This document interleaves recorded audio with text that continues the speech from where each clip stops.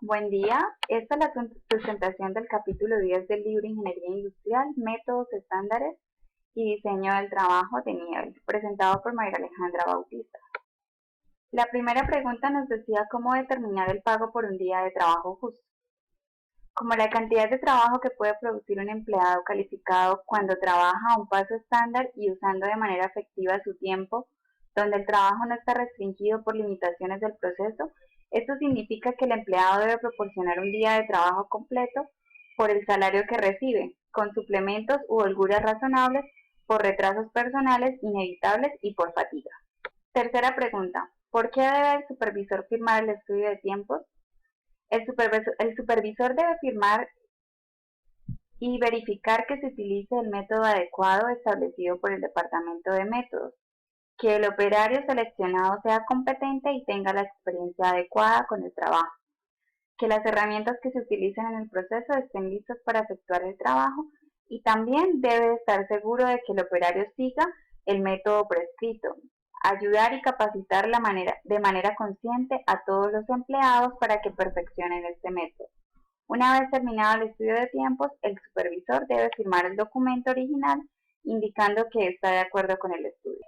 Quinta pregunta, ¿qué equipo necesita el analista de estudio de tiempos? Los equipos que se requieren para realizar un estudio de tiempos incluyen un cronómetro, un tablero de estudio de tiempos, las formas para el estudio y una calculadora de bolsillo. Un equipo de videograbación también puede ser muy útil. Séptima pregunta, ¿cómo se puede usar el metrónomo como herramienta de capacitación para la calificación del desempeño? El metrónomo puede ayudar en la capacitación de los analistas de estudios de tiempo usado este instrumento es usado por los estudiantes de música. Este dispositivo puede ajustarse para dar un número determinado de pulsos por minuto, es decir, llevar el compás de las composiciones musicales y este puede configurarse para dar un sonido alerta cada 3, 4 o 5 pulsos. Novena pregunta. ¿Por qué es esencial registrar la información completa de las herramientas e instalaciones en la forma para el estudio de tiempos?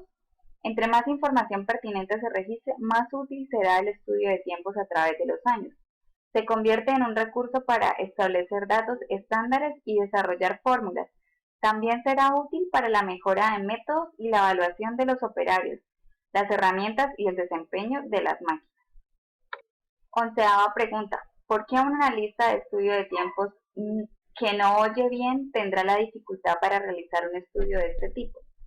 Porque la rotación de la máquina con el sonido que la acompaña identifica el punto de determinación, de manera que las lecturas se pueden tomar exactamente en el mismo punto en cada ciclo, a fin de identificar por completo los puntos de terminación y desarrollar congruencias en las lecturas del cronómetro de un ciclo al siguiente.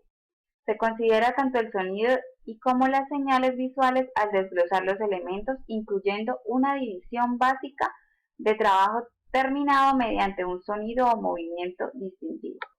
Decimotercera pregunta. ¿Qué ventajas tiene el método continuo de registros con cronómetro sobre el método con regresos a cero? Ventajas. Medición continua e interrumpida de los tiempos. Los errores de lectura son compensados en la medición de tiempos. No hay influencia alguna al enjuiciar el factor de efectividad mediante el conocimiento del tiempo parcial.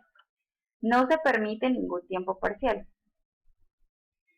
Es posible el empleo de un cronómetro con o sin manecillas dobles. En las fases de larga duración pueden ser empleadas para la medición de tiempo relojes de bolsillos o de pulsera. Decimoquinta pregunta. ¿Por qué se registra la hora del día en la forma del estudio de tiempos? La hora del día en el estudio de tiempo se registra porque entre más información pertinente haya registrada, más útil será el estudio de tiempos a través de los años. Pregunta número 17. Explique qué es un elemento extraño y cómo se maneja en el método continuo. Elemento extraño es una interrupción del ciclo de trabajo normal. Los elementos extraños ocurren ya sea por descompostura o durante la ejecución de un elemento.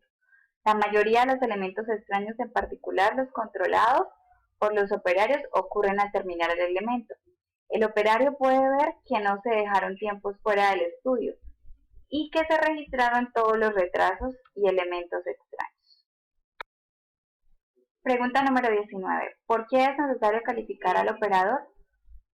Porque así se evalúa la efectividad del operario en términos del desempeño de un operario calificado. Como el tiempo real requerido para ejecutar cada elemento del estudio depende de un alto grado de la habilidad y esfuerzo del operario, es necesario ajustar hacia arriba el tiempo normal del operario bueno y hacia abajo el del menos capacitado. Por tanto, antes de dejar la estación de trabajo, el analista debe dar una calificación justa e imparcial al desempeño en el estudio. Pregunta número 21. Defina operario calificado. Se puede definir como un promedio representativo de aquellos empleados que están completamente calificados y son capaces de realizar satisfactoriamente cualquiera de las etapas de trabajo involucradas o todas de ellas de acuerdo con los requerimientos del trabajo en consideración. ¿Cuál es el significado del tiempo transcurrido que se encierra en un círculo? El tiempo transcurrido antes del estudio y el tiempo transcurrido después del estudio es cuando el analista activa el cronómetro al inicio del estudio y el tiempo transcurrido después del estudio es la última lectura cuando el analista detiene el reloj al final del estudio.